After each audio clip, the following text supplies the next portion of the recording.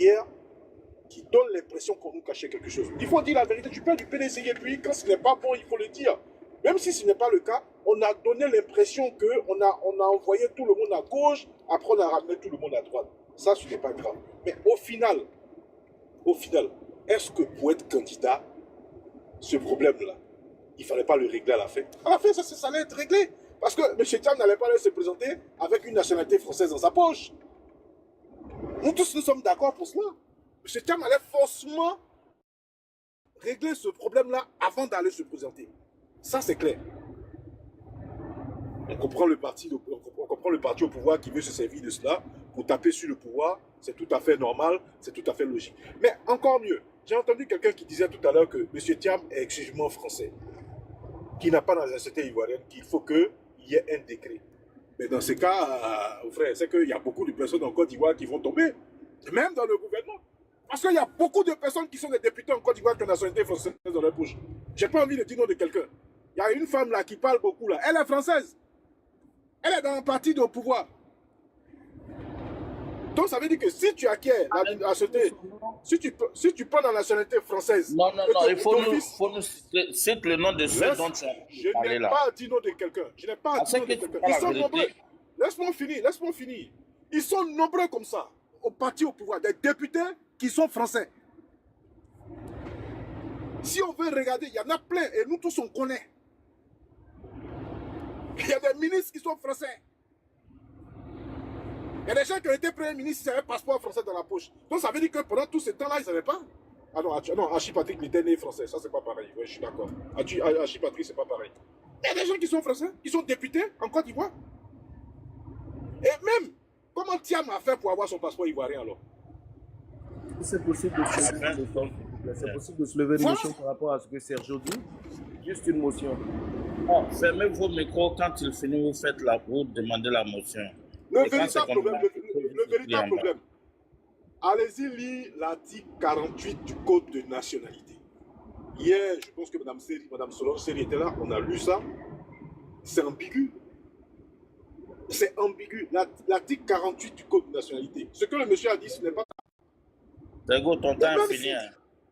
Donc, voilà, faut d'accord, ça a été... Non, vas-y, faut... Je n'ai même pas fait gaffe.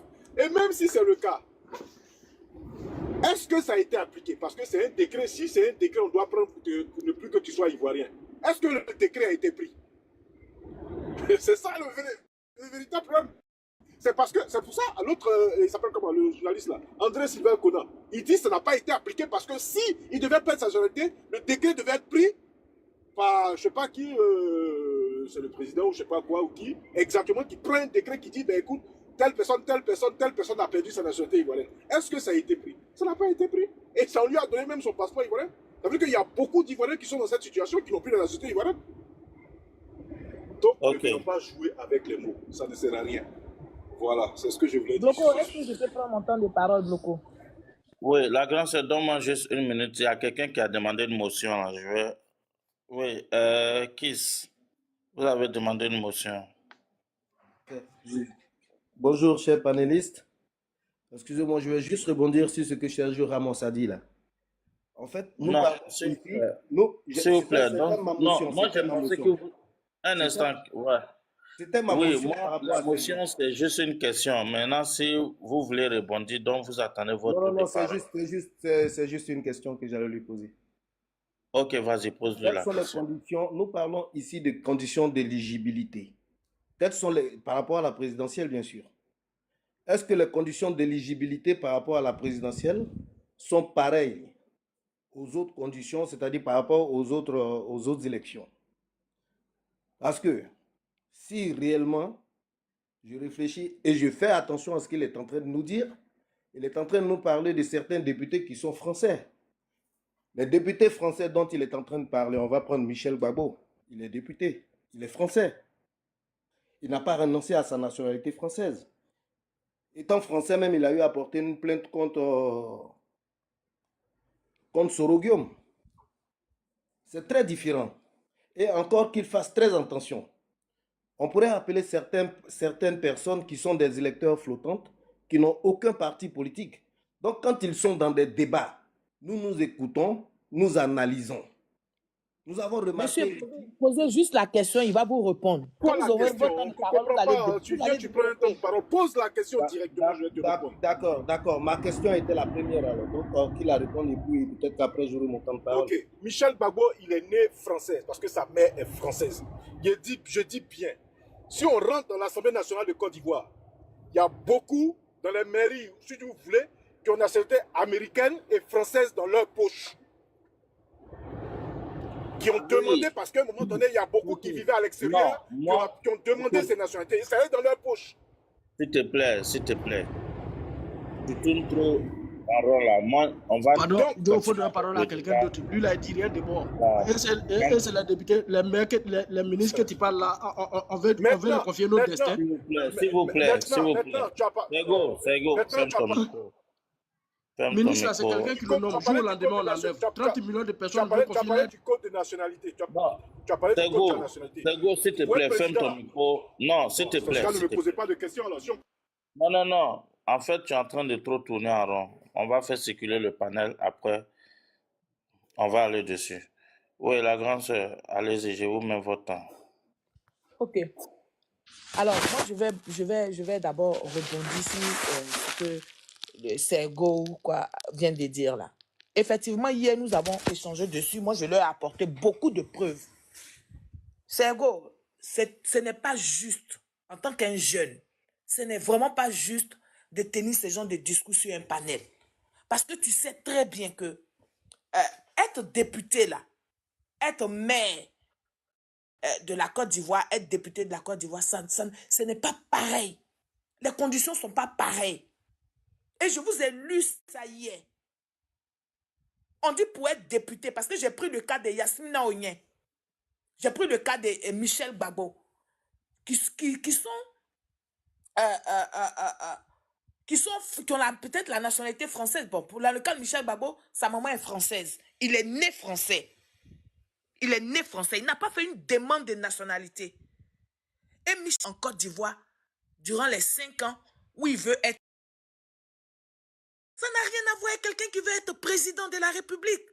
Yasmina Onyen, pareil pour elle. Elle n'a jamais quitté on dit un Ivoirien perd sa nationalité. Il faut fermer ton micro. Ferme ton micro. Faut pas venir foutre le bordel ici, c'est go. Il faut faire descendre chez le gros malhonnête qui est en haut là. C'est go là, il faut le faire descendre.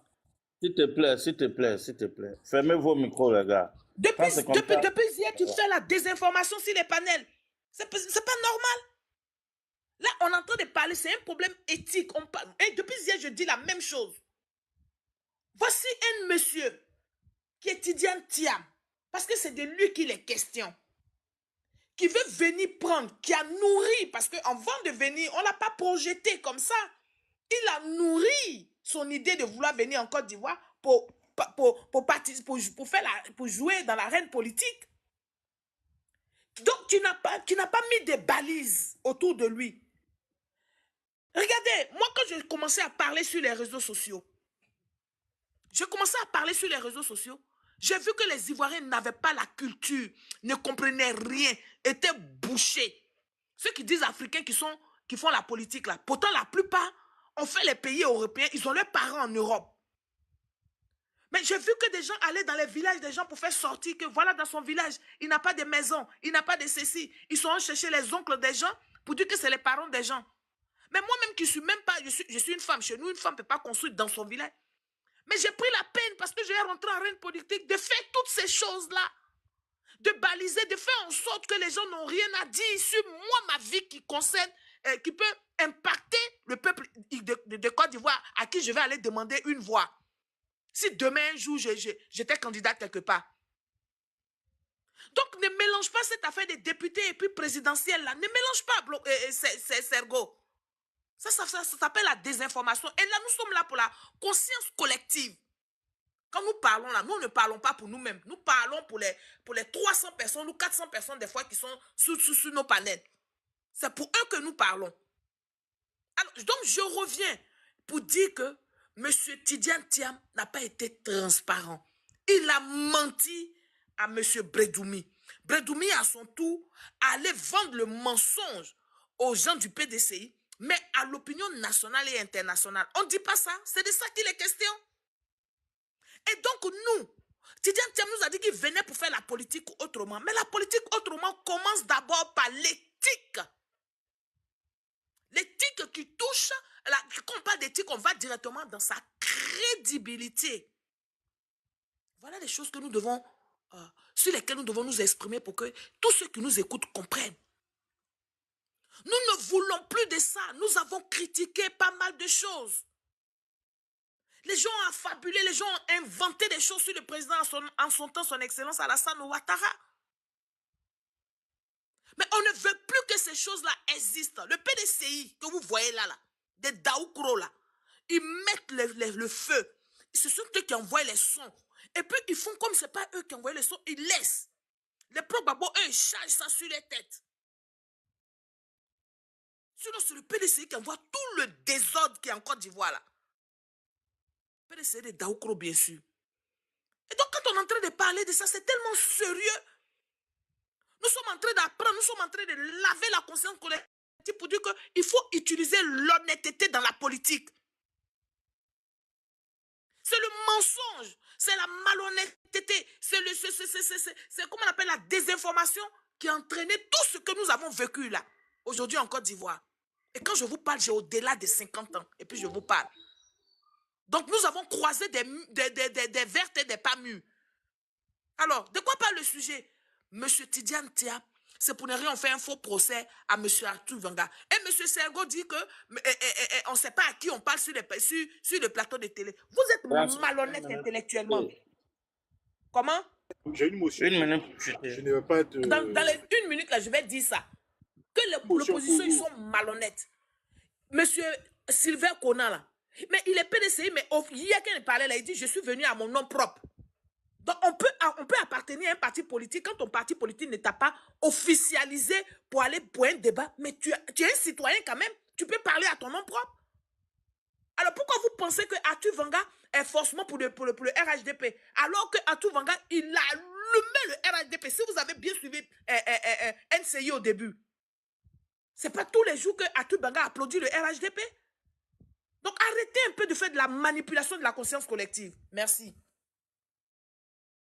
Sergo, vas-y pour ta motion. Attends que je lui demande. Tu es d'accord pour la motion, la grande sœur? Sergo dit qu'il a une motion pour toi. Je ne prends aucune motion de Sergo parce qu'il va nous faire tourner en rond. Ça fait des jours que je passe sur des panels. Je ne prends pas de motion. La question, elle est directe. Et Ok, après, quelqu'un d'autre peut répondre. Sergo, s'il te plaît. Voilà. Comme elle dit, elle ne prend pas de motion. Donc, Damo. Oui. Bon, allez-y, je vous mets votre temps. Comme toi, tu es allé à l'école là, je te mets ton temps. Ok. Bon, je tiens déjà. Donc, ça veut dire que nous autres qui sommes ici là, nous n'est jamais allé à l'école. C'est vous là, vous les soi-disant intellos là, c'est vous qui êtes allés à l'école. Souvent vous insultez les gens, vous pensez qu'on ne voit pas. Moi, je peux vous muter vous tous, mais je vous laisse parce que je trouve que souvent quand la cervelle en panne de réflexion, ça envoie tout le monde dans l'émotion. Allez-y. Vous avez votre temps. Bon, moi, je sais une seule chose. Je ne peux pas traiter tout le monde des gens qui ne sont pas allés à l'école. Ça, c'est des propos que vous m'attribuez, je ne me reconnais pas dedans. Mais tu l'as dit dans ton commentaire. Non, j'ai dit enfin quelqu'un qui allait à l'école à la suite d'un commentaire. Ça ne veut pas dire que j'ai dit tout le monde n'est pas allé à l'école, c'est moi ceux qui sont allés à l'école. Mais pourquoi vous aimez dire n'importe quoi autour des choses simples? Mais ça devient dangereux. Commentaire que j'ai aussi commenté. Mais vous faites un commentaire, non, voici quelqu'un qui est allé à l'école, voici quelqu'un. Non, on n'a pas besoin de ça. Vous pouvez me demander directement, quand vous dites enfin quelqu'un qui est allé à l'école, qu'est-ce que vous voulez dire? Votre en train de couler. Je vous dis merci déjà de créer ce cadre-là. Parce qu'en réalité, les armes, les insultes et autres, on sait où ça a mené le pays. Voilà. L'histoire de la Côte d'Ivoire, c'est un peu biblique. C'est-à-dire qu'il y a un bébé qui est là, il y a une mère qui revendique sa propriété, il y a une mère qui n'est pas propriété, et on décide de diviser. Celle qui a son bébé dit non, l'autre n'a qu'à prendre cadeau. C'est un peu ça. On est obligé de s'asseoir, de se parler, de s'entendre. C'est vrai, il y a des gens qui vivent de ça. Il y a des gens, à la fin du mois, ce qu'ils perçoivent, c'est parce qu'ils ont insulté, c'est parce qu'ils ont menti. Ça, c'est vrai. Et ces gens-là, ils leur cautionnent chacun dans son cherchement. Mais voyez-vous, quand il y a un souci, il faut prendre la peine de bien réfléchir. Et puis, pour l'histoire, pour ce qu'on va transmettre à nos enfants, il faut prendre les bonnes positions. Aujourd'hui, le problème, c'est quoi? Le PDCI, RDA a-t-il menti? C'est ça la question. Mais quand on va dire PDCI de Daoukro, quand on va dire ceci, cela, bon, je ne connais pas comment ce panel a été mis sur pied, quels sont les objectifs, tout ça. Mais moi, je tiens déjà à encourager le cadre que vous créez pour qu'on puisse échanger dans un environnement apaisé. Voilà, pour ça, je vous salue. Maintenant, sur le sujet, le PDCI apparemment profile à raison son candidat qui est Tidiane Thiam. Et il savait qu'il a encore la double nationalité. Donc, ça le rend, et il n'est pas éligible aux élections qui arrivent. À qui ça profite? Qu'est-ce que le PDCI gagnerait à ne pas... et puis, qu'est-ce que le PDCI gagnerait si Tidiane Thiam ne fait pas ses papiers et qu'il n'est pas éligible? Qu'est-ce que le PDCI gagne? Moi, je crois que le point, il est ailleurs.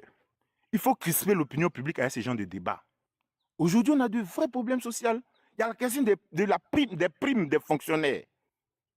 C'est une question, les gens jouent avec, mais quand ça va prendre feu, ils vont politiser. Aujourd'hui, il y a un comité scientifique qui est en train de siéger dessus, qui va délibérer bientôt. Comment on fait pour ne pas que les Ivoiriens en parlent? Aujourd'hui, il y a la question du, je ne sais pas si c'est deuxième, troisième, quatrième mandat, tout ça qui pend. Le président même est fatigué. On sait qu'il a fait beaucoup pour la Côte d'Ivoire. Mais aujourd'hui, le monsieur est fatigué. Qui, dans son camp, pourra prendre la relève? Voyez-vous, et puis il y a la question de la CEI. On dit dans les textes que chaque année, il faut rappeler des gens pour venir s'inscrire sur la liste électorale. Il faut faire le recensement.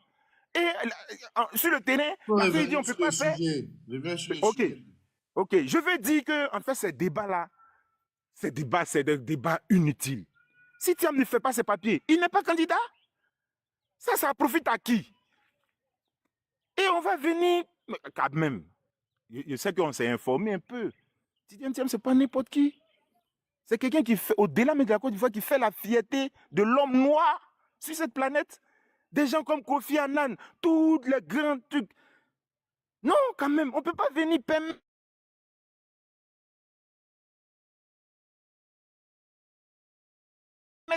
que Atubanga vienne tout le temps. C'est ce qui s'est passé avec le président Ouattara.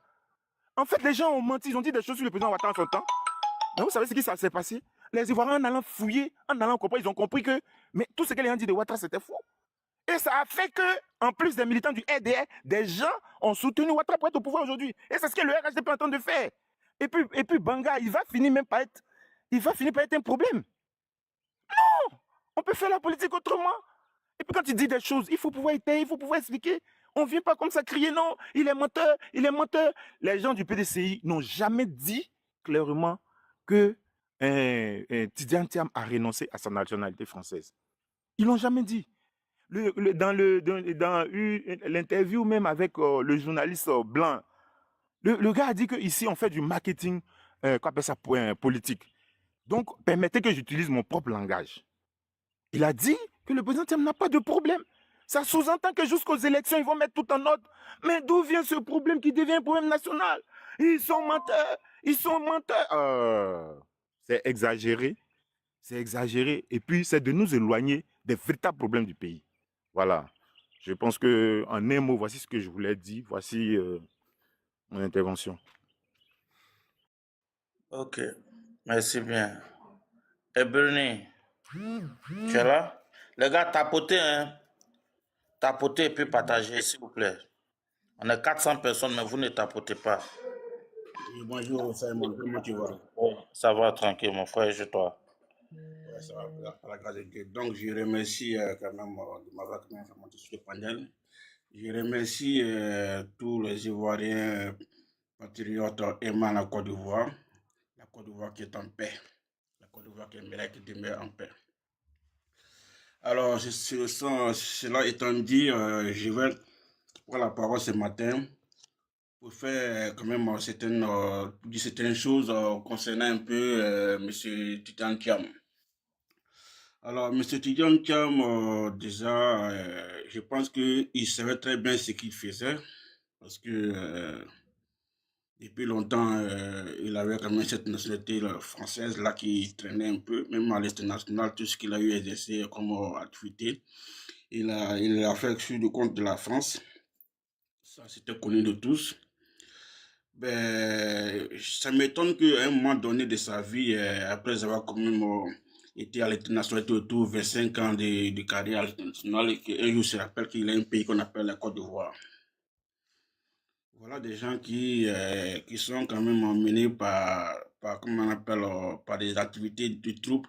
Parce que quand je dis de troupes, c'est-à-dire qu'il a l'idée vraiment de semer la troupe. Parce que si des troupes en Côte d'Ivoire, parce que si tu n'as pas cette idée-là, comment tu peux imaginer que selon les lois de la Côte d'Ivoire, la double nationalité faisant problème pour être candidat en Côte d'Ivoire, tu te présentes et tu te présentes en tant que président d'un parti politique. Ça, c'est déjà un problème parce que déjà au PDC, déjà, il faut que ces personnes-là essaient de vraiment revoir les positions. Parce qu'en prenant Tidjane Thiam comme président du PDC, je pense qu'ils ont entré quand même à certains lois même de leur parti interne. Parce que, étant donné que déjà le monsieur n'est pas ivoirien en exclusivité, donc c'est vraiment un problème qui a été posé là, mais ils ont fait fi de ne pas voir, de voir ça. Moi, je vois un peu le problème aussi d'un autre œil. C'est-à-dire que quand je regarde un peu la situation de Tidjane Thiam, il sait très bien qu'il ne pourra pas être candidat en 2025. Et Tidjane Thiam, à mon avis, je pense qu'il est en train de viser 2030 parce que vu l'information qu'il a eue un peu en sourdine par rapport à la rencontre du président français et du président de la République, Alassane Ouattara, je pense que le monsieur a quand même analysé et qu'il a vu qu'il n'a aucune chance de vraiment de pouvoir battre le président Alassane Ouattara en 2025. Donc, il essaie de faire traîner un peu ce dossier-là qui va à un moment donné ressurgir. Parce que tôt ou tard, ce dossier allait ressurgir. Pourquoi je le dis? Parce que il sait très bien que selon les constitutions de la Côte d'Ivoire, ou pour être candidat à la magistrature suprême, il faut quand même être ivoirien en exclusivité. Et lui, il n'était pas. Et il a fallu qu'à un moment donné, le débat de sujet sur un plateau télé et que le monsieur se rend compte qu'il n'a pas encore renoncé à sa nationalité française et qu'il fallait le faire. Ben, je pense que la nationalité française, là, même quand tu déposes les dossiers pour renoncer à sa nationalité, ça ne se fait pas de jour au lendemain, parce que nous avons quand même un timing qui est là, qui nous attend. Le dépôt des candidatures en août. Alors, sachant très bien que le timing qu'il aura pour pouvoir résoudre ce problème-là est très peu, Thiam a fait sciemment et c'est maintenant qu'il décide de renoncer à sa nationalité française. Nous serons en août très bientôt pour le dépôt des candidatures.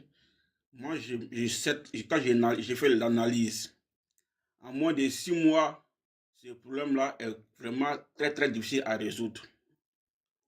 Tout me dit non, je connais le président français, ça ne se passe pas comme ça. Même si tu es l'enfant du président français, la loi c'est la loi. La France, ça ne se passe pas comme ça. Si on vous dit qu'il y a un délai de 6 à 12 mois, ce délai doit être respecté, que tu sois le fils d'eux ou le fils d'eux. Ça ne se passe pas comme ça en France. Donc, je pense que Thiam déjà, sachant tout ça, il a voulu quand même être candidat. Et malgré tout, je pense que déjà dans sa tête, il sait très bien qu'il va pouvoir partir en 2025.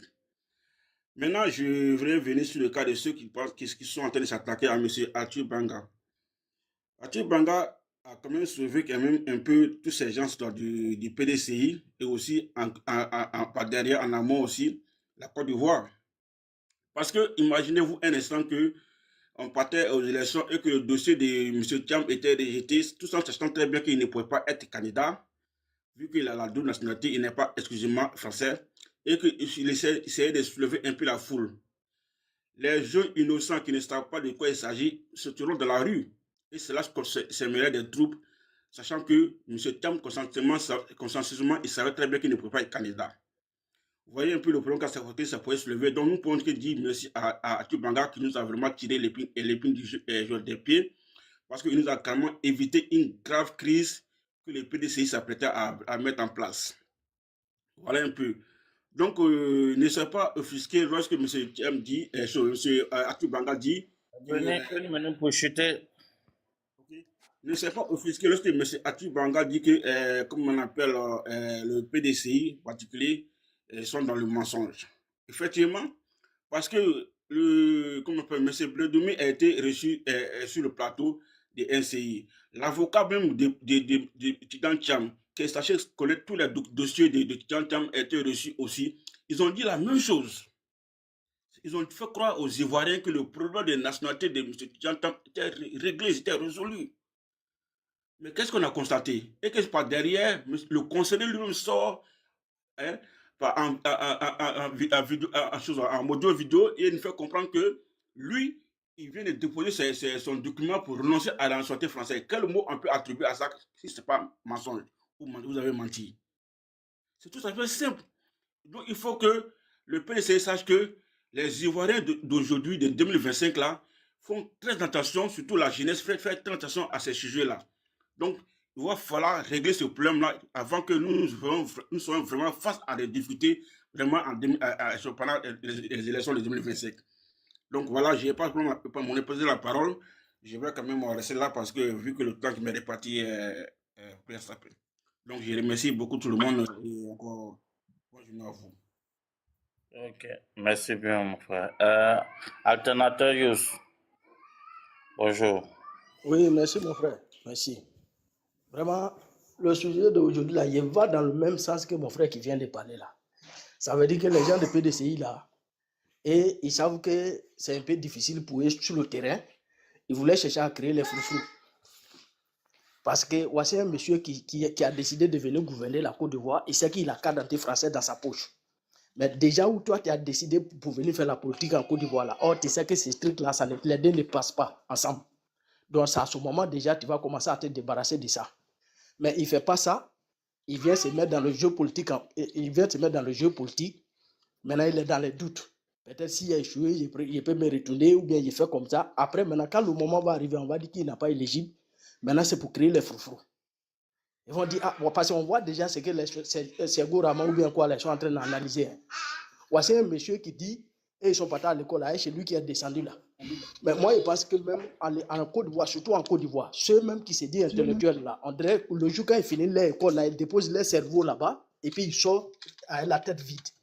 Parce que les réflexions là, même nous-mêmes qui n'avons pas parti à l'école là, non, on ne peut pas réfléchir comme ça. Voici un monsieur qui est en train de prendre un exemple sur les ministres,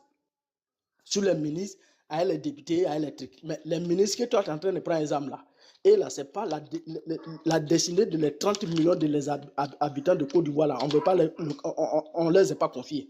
Ministre même là, c'est quelqu'un qui le nomme, c'est un président de la République qui le nomme, il peut le nommer aujourd'hui, jour au lendemain, on l'enlève. Donc, tu ne peux pas comparer ces gens-là avec un président qui veut venir diriger 30 millions de personnes. On a déjà vu ce que vous voulez créer. Pour vous, ça veut dire que les gens de PDCI, là, quand ils ont réfléchi, ils ont vu déjà pour dire, Tidiane Thiam, c'est un intellectuel, c'est quelqu'un qui a carnet d'adresse. Ils veulent prendre l'exemple comme président Ouattara. Donc, c'est lui qui peut nous donner pouvoir. Même ceux qui étaient éligibles, ça veut dire que ceux qui ont le droit même de devenir le président de PDCI, on les a écartés. Et puis, ils ont pris Tidiane Thiam, ils ont mis. Mais ça c'est votre choix. Mais le choix de nous, les Ivoiriens, là, nous, ce n'est pas Tidiane Thiam. Voilà. Donc, déjà, c'est qu'Atubanga est en train de faire là. Mais ce n'est pas Atubanga seulement. Ça fait combien de mois aujourd'hui, là, nous tous, on est en train de parler à faire des nationalités de Thiam. Tout le monde, nous tous, on est en train de parler de ça.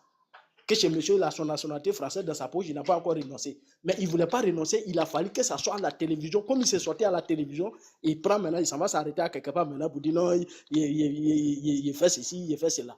C'est pour venir créer les froufrous en Côte d'Ivoire. Mais vous, on vous attend. Avec votre PDCI de Dakar, là, Dakar, Paris, là, on vous attend. Si c'est pour venir créer les froufrous en Côte d'Ivoire, vraiment, c'est que même on a montré à l'égo là, même pour vous, mais c'est la plipi. Donc, on vous prévient. C'est que sinon on veut la paix en Côte d'Ivoire, ça fait 15 ans, les gens sont en paix en Côte d'Ivoire, non, on veut continuer avec ça. Voilà, ceux qui sont éligibles, ils vont se présenter. S'ils ont gagné, ils ont gagné. Mais ceux qui ne sont pas éligibles, quand on va leur dire que leur candidature, parce qu'à 7 mois de trucs là, je ne pense pas si son affaire là sera réglée. Hein. Mais déjà, Dieu merci, on vous a déjà démasqué. Mais on vous attend au tournant. Moi, je n'ai pas parlé, moi, je m'arrête ici. Parce que ça m'énerve même. Il ne faut pas commencer à dire autre chose qu'il n'a pas envie de dire.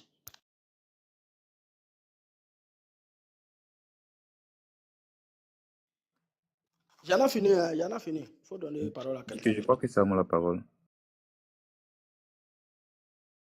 Mais Simon même a chuté là, il a chuté. Bon, c'est après, non? Allez-y alors, si vous avez la parole. Bonjour à tout le monde. Bon, moi, je dirais que je crois qu'il y a un gars qui avait déjà parlé. Voilà. Si le PDCI prend sur lui de ne pas vite déposer le dossier de rénonciation de la nationalité de Thiam, à qui cela profite? Monsieur Simon, vous pouvez mettre son temps, s'il vous plaît, parce qu'il n'a pas de chrono là-dessus. Voilà, donc à qui cela profite? Jusqu'à ce que ça devienne un débat où on traite les personnalités publiques de menteurs et autres.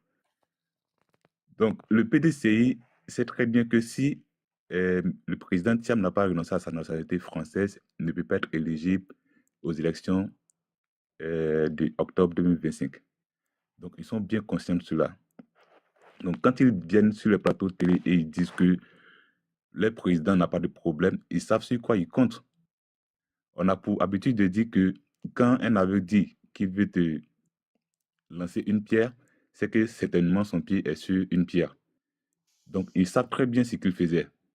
Maintenant, pour ce qu'ils ont dit, venir traiter le président Thiam, qui, à mon sens, n'a rien dit, qui n'a même pas dit de mensonge, de menteur, et traiter tout un parti de menteurs, c'est quand même assez osé. Et quand on nous parle d'éthique, quand on veut avoir de l'éthique, ce n'est pas dans un seul sens, c'est d'avoir l'éthique dans tous les sens. On a vu ici Bikongo qui parlait des ministres, qui n'a même pas cité une personne, qui n'a même pas cité de personnalité.